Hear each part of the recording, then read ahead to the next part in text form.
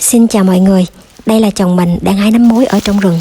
Ngày hôm nay thì anh tranh thủ giờ giải lao cho nên đi xem dạo quanh ở đây có cây nấm mối nào không. Thì rất là may mắn đã tìm được một mớ nấm mối. Thì lúc này là mình không có đi cùng nên mình nhờ anh quay lại vài khoảnh khắc này để chia sẻ với mọi người. Đây là những cái cây nấm được hái vào ban ngày cho nên hầu hết đã nở thành những chiếc ô. Ở nơi mình sống thì cái địa hình nó là rừng với lại rẫy không à. Mỗi khi mà mùa mưa đến đất nó ẩm và thời tiết thuận lợi thì nấm mối nó bắt đầu xuất hiện. Nấm mối không phải lúc nào cũng gặp được đâu các bạn. Có hôm mà đi tìm mãi chẳng thấy cây nào đâu, nhưng mà cũng có hôm vô tình bắt gặp cả một bãi nấm như thế này. Còn đây là hình ảnh mà chồng mình đi lấy nấm vào lúc 10 giờ đêm. Lúc này thì nấm chỉ vừa mới đồi đất nhú lên. Những cái cây còn búp như thế này thì thường mập, giòn và ngon hơn. Chỉ cần qua một đêm, đến sáng là chúng sẽ nhanh chóng nở xòe thành những chiếc ô như những hình ảnh mà mọi người vừa xem lúc đầu. Đây có lẽ cũng là một cái món quà thiên nhiên mà ông trời đã dành tặng cho những người ở vùng thiếu thốn khó khăn như tụi mình sau những cơn mưa. Và cái nấm mối này có giá trị dinh dưỡng rất cao, khi mà bán ra là từ 500 đến 800 ngàn một ký.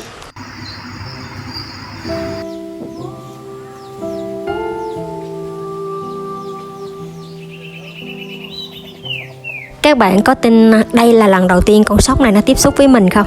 Nó rất là dạng luôn. Không biết là con sóc này là sóc nuôi hay là sóc hoang mà ở đâu nó chạy tới á. Và lúc này mình đang làm quen nó lần đầu luôn nè. Tự nhiên nó tới nó liếm tay và nó nhảy lên tay mình như thế này luôn á. Đây nè các bạn, đây là cái số nấm mối mà chồng mình đã hái ở trong rừng về.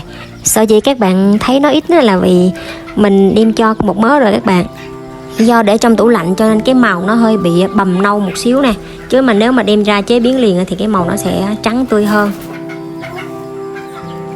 Cái mớ nấm mối này còn búp không à, chưa có nở, cho nên rất là ngon luôn á các bạn. Ăn búp búp như vậy là mới là ngon. Và ngày hôm nay mình sẽ ăn chay cho nên chiều nay mình sẽ xào nấm với lại cái đậu hũ này nè. Không quên, cái đậu hũ này mình sẽ sốt cà chua riêng ha. Đó, rồi xào thêm một ít rau muống. Cái bó rau muống này rất là tươi, mình mới đi mua ở chợ hồi sáng luôn á. Rồi bây giờ mình sẽ bắt tay vào để nấu bữa cơm chiều luôn. Còn cái mớ nấm mối này mình để qua một bên, một lát nữa mình sẽ làm sao.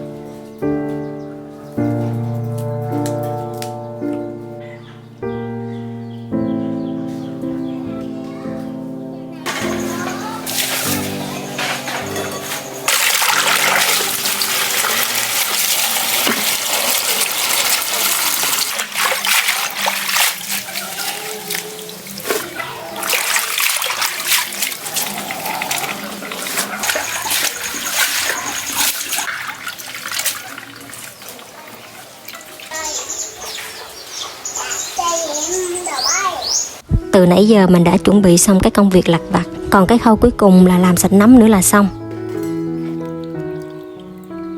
Nấm chưa nở thành dù, chỉ có búp như thế này á, rất là dễ vệ sinh.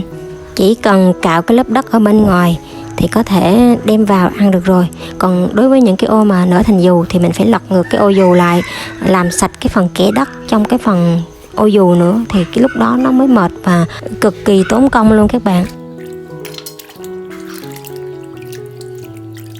Để thưởng thức được cái miếng nấm mối nó ngon và hưởng trọn vị dai thơm của nó thì các bạn đừng nên cắt nhỏ quá. Dùng tay để xé thôi, xé nó to to một xíu để nấu không có bị nát. Và các bạn nhớ là xào cho vừa chín tới thôi nha.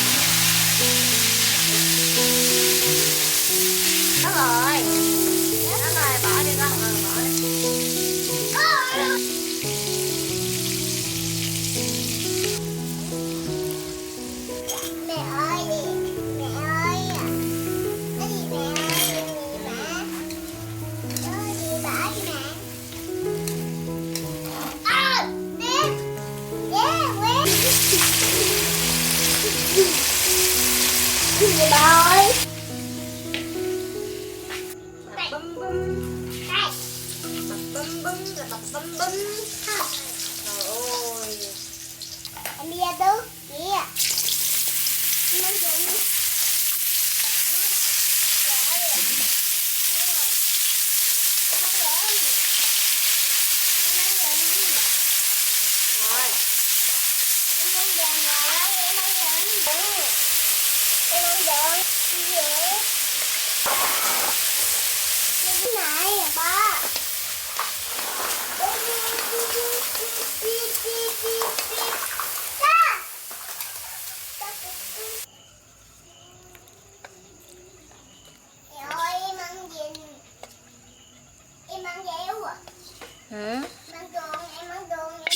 Em ăn được thì em múc em ăn đi.